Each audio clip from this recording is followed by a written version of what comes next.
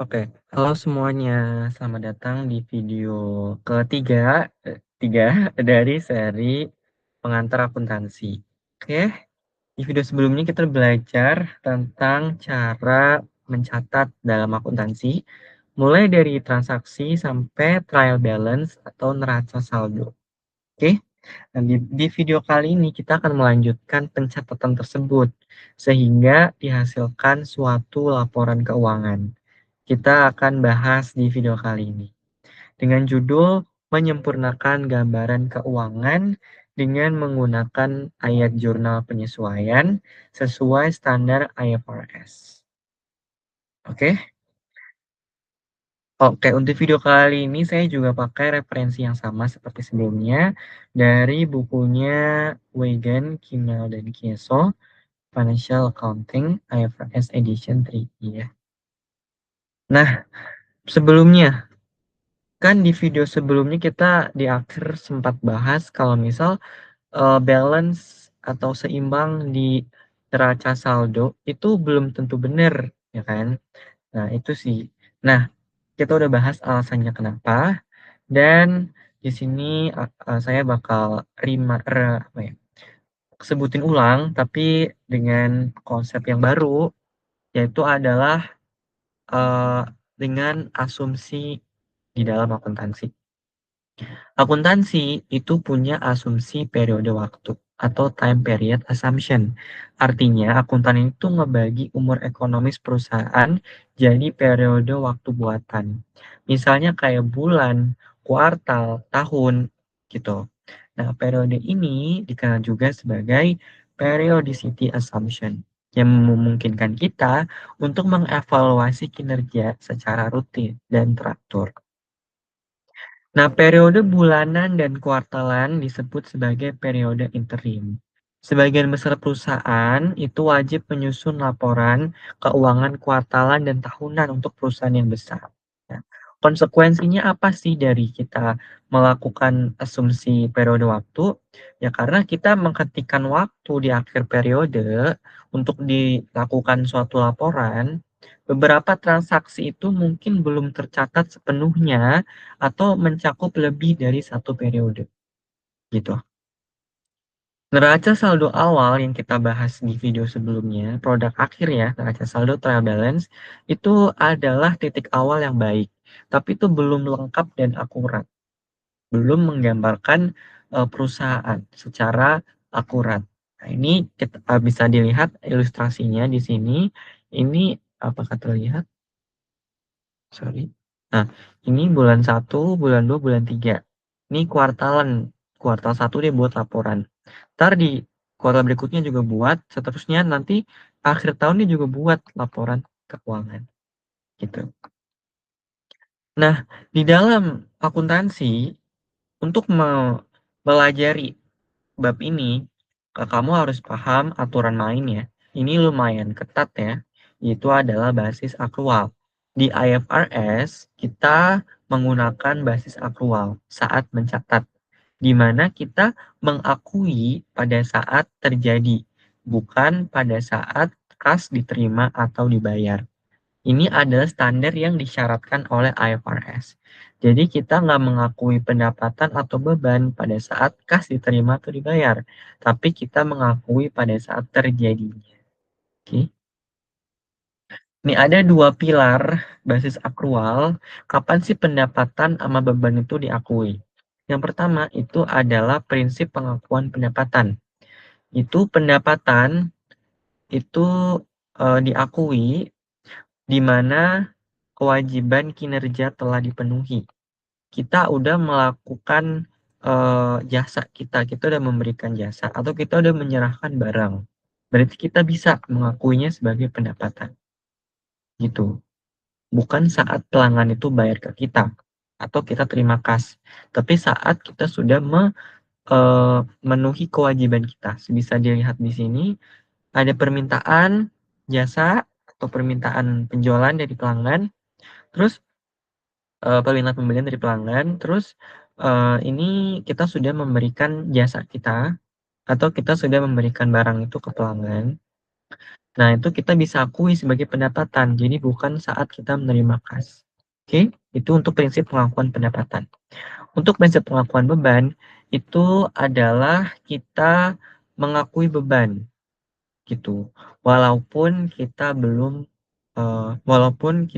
bayar, itu kita tetap akui beban pada saat terjadi. Nah, kita tandingkan beban dengan pendapatan pada periode saat perusahaan ini melakukan upaya untuk menghasilkan pendapatan tersebut. Sebenarnya untuk menghasilkan pendapatan A, kan untuk menghasilkan ini, itu kan pasti ada biaya-biaya. Kayak misal biaya iklan, biaya pengiriman, biaya beban utilitas itu ada di sini nih. Menghasilkan ini. Makanya ini diakui walaupun kita belum bayar. Gitu. Nah, di video sebelumnya kita udah menghasilkan neraca saldo awal. Nah, di video ini kita akan menghasilkan ayat jurnal penyesuaian misi kita di situ. Untuk menghasilkan di akhir itu menghasilkan laporan keuangan yang akurat. Nah, kenapa sih kita harus bikin jurnal penyesuaian? Yang pertama, kita harus memastikan prinsip yang pengakuan pendapatan dan pengakuan beban itu tuh diikuti dengan benar sesuai standar akuntansi. Terus kita juga harus memperbarui akun-akun karena neraca saldo awal ini itu belum memuat data yang lengkap dan mutakhir. Seperti yang udah disebutkan tadi di awal, kayak kan ada namanya asumsi periode waktu kan. Nah, itu bisa aja kita hentikan waktu, tapi bisa aja beban itu buat eee, sampai periode berikutnya, atau kita belum bayar dan lain-lain. Nah, kita sesuaikan nih di situ. Jadi setiap kali perusahaan itu pengen bikin laporan keuangan, itu dia harus melakukan penyesuaian. Karakteristiknya apa? Jadi setiap ayat jurnal penyesuaian akan selalu melibatkan satu akun laba rugi, entah pendapatan atau beban, dan satu akun laporan posisi keuangan, entah aset atau liabilitas. Nanti kamu akan tahu ya untuk ngejurnalnya. Nah, berikutnya adalah untuk menjurnal kita perlu paham dua konsep ini. Ada deferral, ada accrual. Kalau deferral artinya adalah kita terima kas dulu atau kita bayar kas dulu, baru diakui, gitu. Yang kalau accrual itu kita akui dulu, baru kasnya dibayar atau kas kita terima. Kalau deferral tuh ada dua nih. Ada beban dibayar di muka dan pendapatan diterima di muka. Ini adalah deferral. Beban dibayar di muka sama pendapatan diterima di muka. Beban dibayar di muka, kita uh, sudah membayar tapi kita belum pakai atau kita belum konsumsi. Contohnya, kita udah bayar asuransi buat 1 tahun misalnya, tapi kan kita belum pakai. Atau kita beli perlengkapan, tapi kita belum pakai perlengkapan tersebut. Nah, ini namanya beban dibayar di muka. Kalau yang kanan, itu pendapatan diterima di muka. Artinya adalah kita udah terima duit, tapi kita belum ngasih jasa kita. Atau kita belum ngasih barang itu ke pelanggan. Itu namanya pendapatan diterima di muka. Kalau akrual, pengakuan dulu, kas kemudian. Contohnya ada dua nih. Pendapatan akrual artinya kita sudah memberikan jasa kita, tapi kita belum dibayar, kita belum terima duit. Itu namanya adalah pendapatan akrual. Kalau beban akrual artinya adalah kita beban itu udah terjadi, kita udah pakai jasa orang atau kita udah pakai perlengkapan atau kita udah pakai gaji orang, bukan maaf, tenaga orang, tapi kita belum bayar. Makanya namanya beban akrual. Nah, kita akan bahas di berikutnya. Nah, ini lebih lengkapnya lagi. Yang pertama beban dibayar di muka. Ini ya, jadi aset yang awalnya dicatat itu akan jadi beban seiring berjalannya waktu atau melalui penggunanya. Penyesuaiannya untuk penjurnalnya kita debit akun beban dan kita kredit akun aset. Ini ada dua contoh. Yang pertama contoh untuk supply. Ini misal saldo awal akun perlengkapan 2.500. Pada akhir Oktober, perhitungan fisik menunjukkan sisa perlengkapan itu 1.000. Nah, berarti berapa sih perlengkapan yang kita pakai di bulan itu, di bulan Oktober? Kita tinggal kurangin aja, sehingga kita diperolehlah kita pakai perlengkapan di bulan itu sebesar 1.500. Dengan mengurangi perlengkapan dan sisa perlengkapan. Ini yang terpakai 1.500. Dan kita debitlah akun beban. Jadi kita akui bebannya. Kita udah bayar, terus sekarang kita akui di akhir periode. Gitu ya. Makanya beban pada perlengkapan. Nah, perlengkapannya kenapa dikredit? Karena supaya menunjukkan yang sebenarnya. Ternyata sisanya itu sisa 1.000. Makanya saldo akhirnya 1.000. Nah, ini baru akurat. Kalau kita nggak adjusting di akhir itu tetap 2.500 dan itu tidak akurat ya karena perhitungan fisiknya aja cuma 1.000. Masa kita melaporkan 2.500? Makanya kita perlu menyesuaikan. Nah, ini contohnya sehingga sesuai ya dengan perhitungan fisik. Sama-sama 1.000. Berikutnya asuransi. Contohnya membayar polis asuransi 1 tahun sebesar 600 pada 4 Oktober. Nah, ini 1 tahun. Berarti kita alokasiin per bulannya berapa sih? Kita tinggal bagi 12, setahun ada 12 bulan, sisa 50. Nah, sebesar hasilnya 50. Jadi, beban asuransi per bulan itu adalah 50. Jurnalnya adalah beban asuransi pada asuransi dibayar di muka. Nah, pada saat menjurnal atas, itu kan kita jurnalnya asuransi dibayar di muka pada kas sebesar 600. Dari penyesuaiannya kita udah pakai nih 50 per bulan kan. Makanya kita akuilah 50 itu sebagai beban karena kita sudah memakainya, sudah mengonsumsi, sudah menggunakannya. Dan aset kita asuransi dibayar di muka itu kita kurangin di sisi kredit sehingga sisa polis asuransi kita sebesar 550. Kan kita udah pakai 50. Nah, ini jadi akurat ya, sesuai sama yang sebenarnya. Berikutnya adalah depresiasi. Ini kita alokasiin biaya aset jangka panjang. Alokasiin biaya atau alokasiin harga perolehan ya, menjadi beban selama masa manfaat. Nah, perlu dicatat ini tuh bukan upaya untuk menilai kembali nilai pasar. Beda. Oke. Nah, untuk menjurnal ini, kita perlu akun khusus yang dinamakan akumulasi depresiasi. Ini adalah akun kontra aset. Saldonya itu dikreditkan dan mengurangi nilai akun aset terkait di laporan posisi keuangan. Sehingga nanti muncul konsep baru, namanya adalah book value atau nilai buku yang diperoleh dari biaya perolehan aset dikurangin sama akumulasi depresiasi. Bisa dilihat di sini, peralatan dikurangin akumulasi depresiasi, ketemulah nilai buku. Gitu ya, contohnya gini. Misal peralatan memiliki biaya perolehan 5.000, sedangkan depresiasi tahunannya 480. Nah, kita hitung dulu nih depresi bulanannya itu berapa sih? Kita bagi 12 nih, ketemulah 40. Jadi, perlu diinin 40. Nah, 40 ini kita akuilah sebagai beban. Itu ya. Beban pada akumulasi depresiasi atau peralatan. Ini adalah cara menjurnal. Beban depresiasi pada akumulasi depresiasi. Nah, kita laporkan di laporan posisi keuangan. Peralatannya 5.000, depresiasinya 40, makanya nilai bukunya 4.960. Gitu. Sehingga nanti ini akan lebih akurat. Sehingga kalau misal ini perolehan peralatan ini dapat digunakan memiliki nilai ekonomis sebesar 3 tahun contoh. Berarti setelah 3 tahun itu maka nilai peralatan ini akan 0 setelah dikurangi sama akumulasi depresiasi. Nilai bukunya akan 0 dan itu bisa diganti yang baru peralatannya.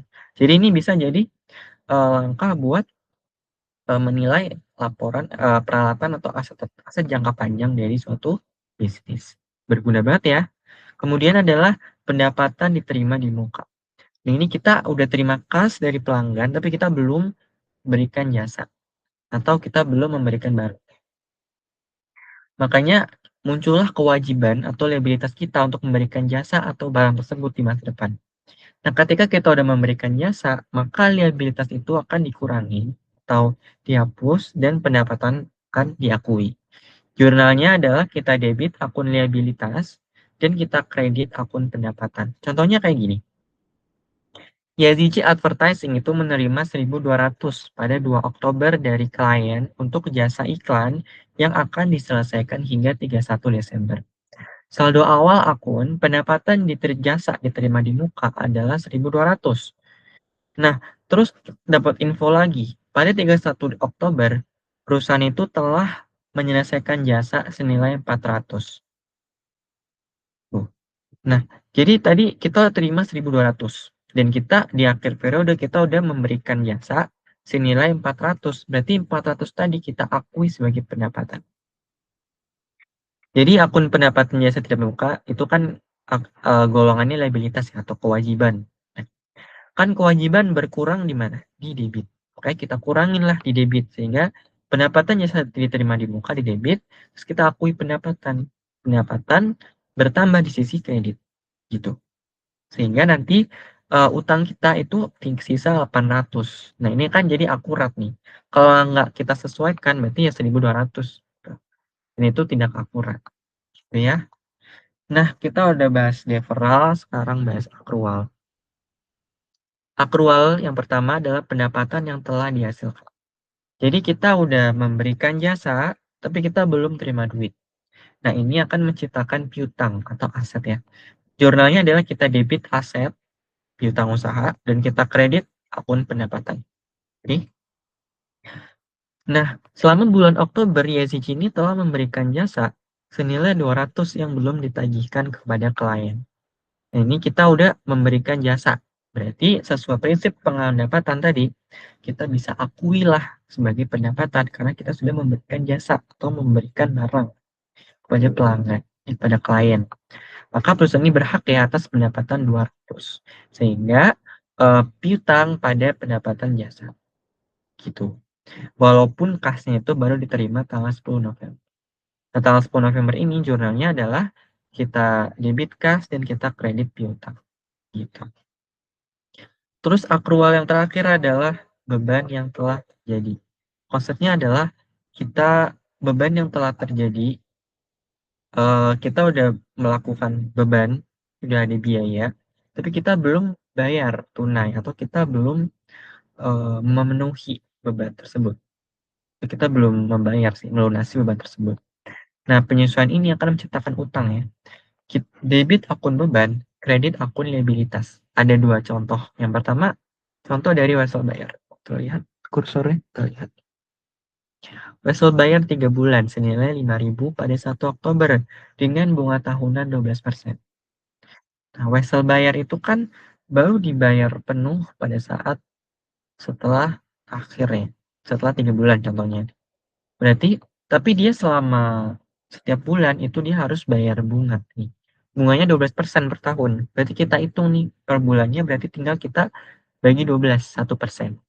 1% ini kita kalikan sama nilainya 5.000. Ketemulah bunga per bulannya 50. Makanya kita debit akun beban, kita akuin bebannya. Karena kan udah, kita sudah wajib nih buat bayar beban. Bunga. Kayak kita debit akun beban bunga dan kita kredit akun liabilitas karena kita punya utang bunga kepada si pemegang wesel bayar tersebut, wesel bayar itu. Contohnya kayak gini. Yang kanan ini adalah gaji akrual. Gaji itu dibayar terakhir tanggal 26 Oktober nih. Karyawan itu telah bekerja 3 hari. Nah, kalau misalnya gajinya itu bulanan, ini nggak ada pengaruhnya. Tapi kalau misalnya gajinya itu harian, hariannya 400 nih, berarti kan ini dihitung ya. Gitu. Jadi beban gaji akrual 3 hari ini 29, 30, 31 kita kali sama 400. Kenapa 27, 28 nggak dihitung? Karena dia libur Saturday sama Sunday, Sabtu Minggu libur. Makanya ketemu 1.200. Ini adalah kita udah ada beban yang telah terjadi 1.200 karena di harian ya, tanda kutip harian. Makanya 3 hari ini tetap kita akui sebagai beban dan kita akui sebagai utang karena kita belum bayar. Hanya beban gaji dan upah pada utang gaji dan upah. Nah, kalau dirangkum kayak gini. Jadi ada yang sama, ada. Semua-muanya ini mengakui beban pendapatan, tapi dengan kondisi yang berbeda-beda. Ini adalah rangkumannya. Oke.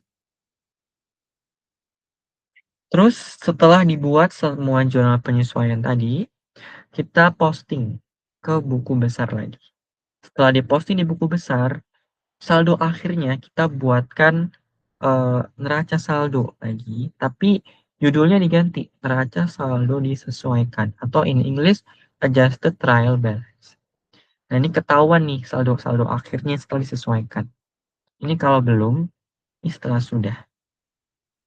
Dan harus balance ya, debit kredit. Nah, dari neraca saldo disesuaikan tadi, kita pindah dan kita bisa nih buat bikin laporan keuangannya.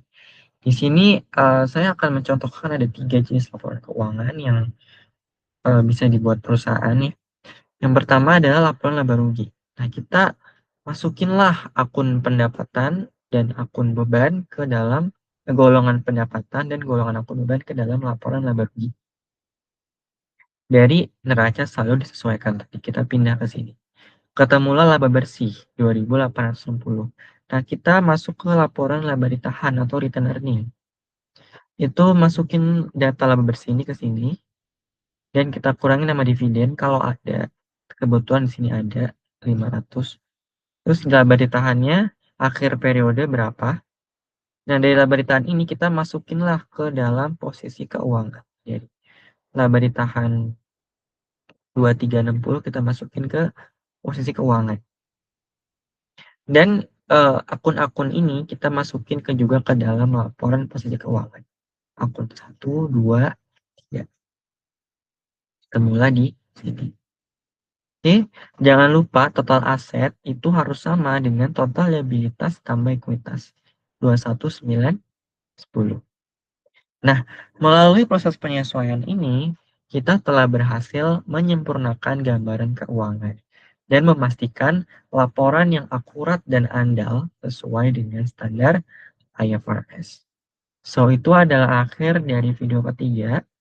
Semoga kamu paham dengan apa yang sudah saya jelaskan. Sampai jumpa di video berikutnya. Sampai jumpa, dadah.